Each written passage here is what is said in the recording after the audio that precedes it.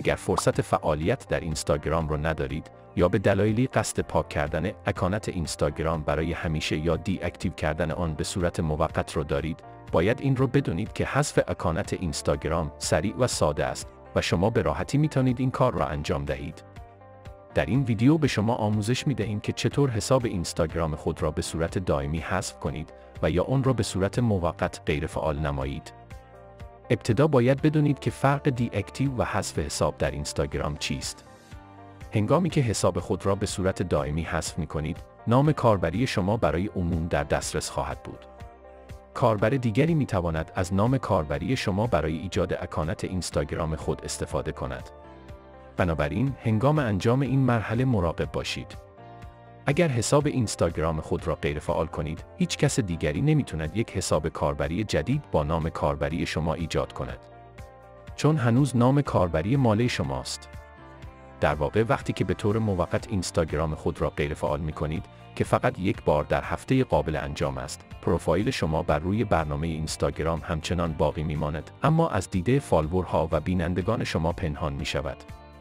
برای دسترسی مجدد به صفحه اینستاگرام خود، باید آن را از حالت دی اکتیو خارج کنید.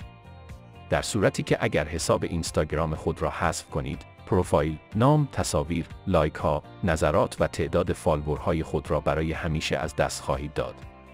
حتی نام کاربری شما پس از حذف حساب شما در دسترس عموم قرار می‌گیرد و به این معنی که کاربر دیگری می‌تواند حساب اینستاگرام خود را با استفاده از نام کاربری قبلی شما ایجاد کند.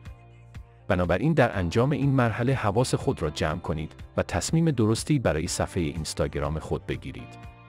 قبل از اینکه حساب اینستاگرام خود را حذف کنید، پیشنهاد ما به شما این است که از اطلاعات خود نسخه پشتیبان تهیه کنید تا مطمئن شوید در صورت نیاز می توانید در آینده به اون دسترسی داشته باشید. برای آموزش نحوه بکاپ گرفتن به لینک زیر ویدیو مراجعه کنید. حالا به آموزش حذف سریع حساب اینستاگرام در اندروید میپردازیم. برای پاک کردن حساب اینستاگرام در گوشی‌های اندروید، از تب پروفایل در اینستاگرام روی آیکون 3 خط در گوشه سمت راست بالا کلیک کنید. روی گزینه اکانت سنتر بزنید. گزینه پرسونال دیتیلز را انتخاب کنید. روی گزینه اکانت اونرشیپ اند کنترل بزنید. گزینه دیاکتیویشن اور دیلیشن را انتخاب کنید. روی حسابی که می‌خواهید آن را حذف کنید بزنید. در این مرحله باید گزینه دیاکتیویت اکانت برای غیر فعال کردن موقت حساب اینستاگرام یا دیلیت اکانت برای حذف دائمی حساب اینستاگرام انتخاب کنید. در اینجا حذف دائمی را انتخاب می‌کنیم. حالا باید دلیل پاک کردن حساب خود را مشخص کنید. می توانید برای راحتی گزینه آخر را انتخاب کنید و روی دکمه کانتینیو بزنید. در صفحه باز شده می توانید اطلاعات حساب خود را دانلود کنید و از آنها بکاپ بگیرید. صفحه را به پایین بکشید و روی گزینه کانتینیو بزنید. در این مرحله باید پسورد حساب خود را مجدد وارد کنید. در نهایت روی دکمه دیلیت اکانت بزنید تا فرایند حذف تکمیل شود. توجه داشته باشید که این تنها راه برای حذف سریع اینستاگرام است و پس از آن دیگر اطلاعات شما در اینستاگرام پنهان می شود تا نهایت پس از 1 ماه به طور کامل حذف شود. شما تا 1 ماه فرصت دارید که دوباره در حساب خود لاگین کنید و فرایند حذف را لغو کنید. برای حذف حساب اینستا در گوشی‌های آیفون، از تب پروفایل در اینستاگرام روی آیکون 3 خط در گوشه سمت راست بالا کلیک کنید. روی گزینه اکانت سنتر بزنید. روی گزینه اکانت اونرشیپ اند کنترل بزنید.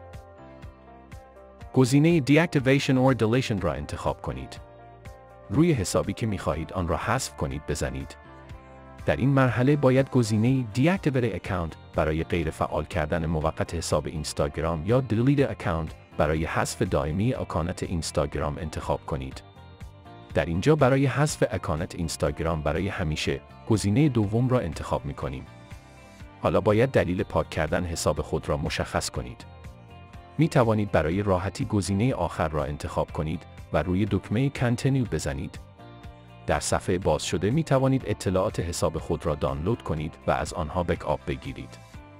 صفحه را به پایین بکشید و روی گزینه کانتینیو بزنید. در این مرحله باید پسورد حساب خود را مجدد وارد کنید. در نهایت روی دکمه دیلیت اکانت بزنید تا فرایند حذف تکمیل شود. حالا به برخی از سوالات متداول شما درباره حذف حساب اینستاگرام پاسخ می‌دهیم. آیا حذف حساب اینستاگرام از طریق شماره تلفن ممکن است؟ شما باید حتما نام کاربری و کلمه عبور را بدونید و وارد حساب خود شوید تا بتوانید حساب را حذف کنید. فقط با شماره تلفن نمی‌توانید این کار را انجام دهید. حذف حساب اینستاگرام از طریق گوگل ممکن است. بله. اگر برنامه اینستاگرام روی گوشی شما نصب نیست، می توانید از طریق مرورگر و گوگل وارد سایت رسمی اینستاگرام به آدرس instagram.com شوید. آنجا وارد حساب خود شوید و مراحل ویدیو را دنبال کنید.